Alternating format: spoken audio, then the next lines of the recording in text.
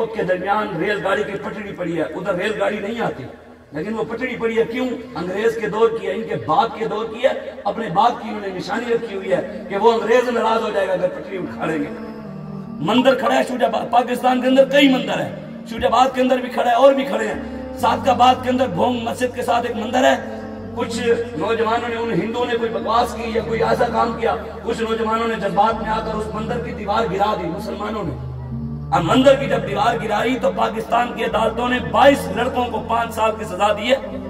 मस्जिदें गिराने पे कभी सजा नहीं हुई, रोड बने मस्जिद गिर गई, उस पर किसी को सजा नहीं हुई, लेकिन मंदिर की तकलीफ इनको हुई।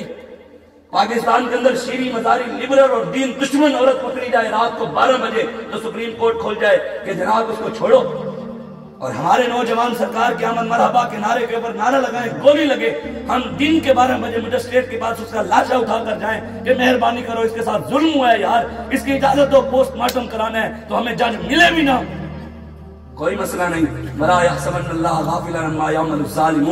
अल्लाह जालिमों के जुल्म से गाफिल नहीं है। हाँ, रब ढील जरूर देता है, लेकिन रब की पकड़ बड़ी सख्त है।